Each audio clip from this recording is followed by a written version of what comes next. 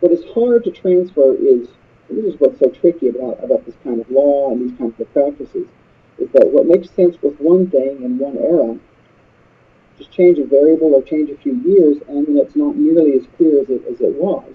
If we allow the fear of plagiarism to be compounded with a fear of copyright violation,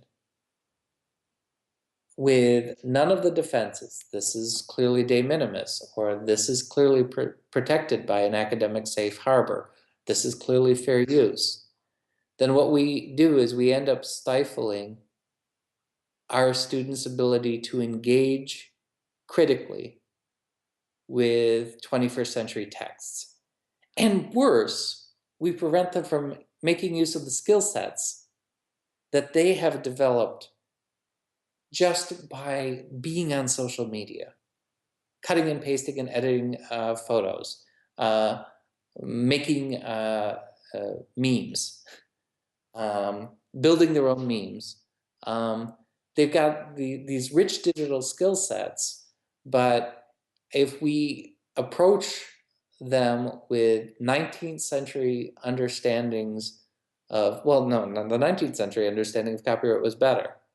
I'll just go with post um, intellect, post international intellectual property views. Um, and this is something that I need to wedge in. I know we're getting to the end, but this is critically important.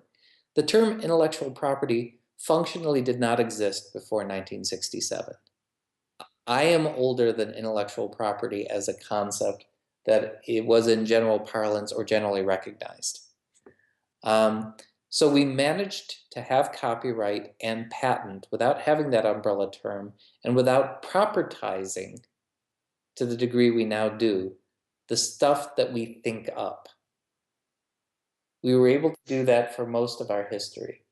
So I think we need to unring that bell to the extent that we can. And let's talk about copyright as copyright. Let's talk about plagiarism as plagiarism. Let's let those topics be as narrow as they really are if you take up the spirit in which they were developed, which is maximizing our production and encouraging learning. I think we can claw our way back there. And I think that's going to take overt legislative action. I think it's going to take low-level guerrilla theater kind of action. And I think it's going to take supporting our generation, our next generations of graduate students. Students have, I think, a way to come to these conversations um, and engage with them that was not possible 20 years ago, 25 years, probably maybe 25 years ago. And then these kinds of conversations also lead into other issues about IP that are not related to writing, such as, looking at GMOs, for example, and all these genetically patented foods. And so what does that mean for third world countries when they're told they have to buy the patented seeds, or farmers who find all of a sudden that their crop, they've been told to destroy their crop or pay a licensing fee because it cross fertilized, or crossbred with the patented seed at the next farm. We started looking at a move into medical and look at the idea of people owning, parts of the human genome or DNA sequencing, and what kind of implication does that have? And so maybe these aren't the best fit for the writing classroom in many circumstances, but starting with what we can talk about that is a direct fit for many of our classes allows students a bridge into these other issues to start wondering about, well, what kinds of effects does technology have on intellectual property law, and why are the laws, well, at least from my opinion, why do they seem to be situated very strongly to support the ownership of the property rather than the sharing of the property, and what are the differences in the benefits to society? Near future and far future, I see different things. Okay. Near future, I would say, as you mentioned, the Georgia State case be the definitive case of our generation, I would say. I don't think there'll be another case on fair use and online resources for at least another 20 years. Nothing like this one. But I think that's going to set the standard for all of us, and we need to be aware of it. I think we'll get more cases on I think we'll get cases on commercial vendors misusing licenses that were Creative Commons licenses. Okay. You know, that there will be lawsuits based on that concept of Creative Commons. I think there will be broader use of Creative Commons. Although I will say that the energy behind Creative Commons seems to have sort of slipped. I haven't seen much discussion or much publishing about Creative Commons licensing in the last 5 years. And while it probably continues to grow, I think any movement like Creative Commons has to stay active and current, and continue to be raised in the public consciousness. Otherwise, it tends to fade. I would expect that the discussions of distance education, ownership of distance education materials will continue to be university-based. I expect, in fact, that at this time, majority of universities that provide substantial distance education coursework now claim ownership to that teaching material at most universities across the country. And I still think that's problematic. At the very least, there should be discussions of unbundling those intellectual property rights so that faculty have greater opportunity to use those rights. Some of these policies are highly restrictive. Some of them are, in fact, unbundled. That is, they allow faculty to take the materials to other institutions, but their home institution has a right to keep using them beyond the faculty's presence, or even delivering them to other colleagues to teach. But if one does that, I would like to see the ability to have my personal name removed from materials that I create. In terms of court cases or other big splash issues that might emerge,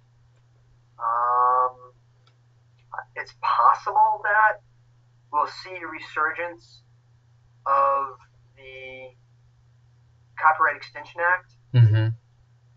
I don't think that's going to happen.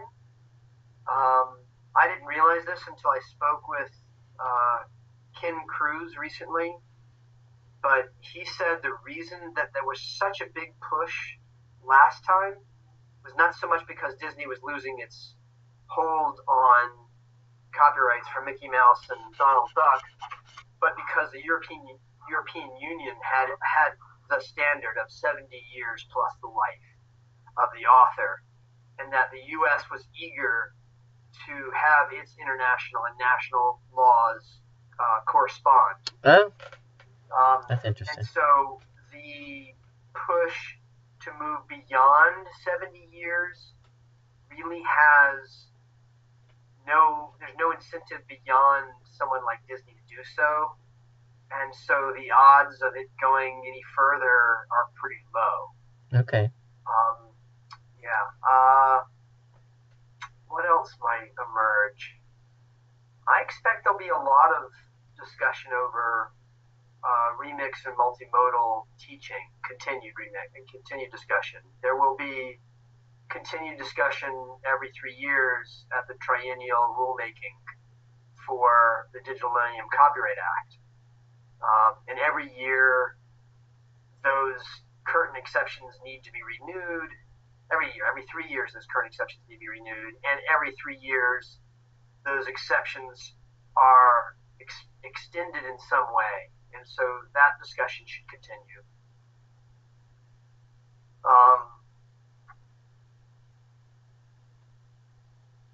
And I think the whole conversation of open access and tenure, it has to be resolved.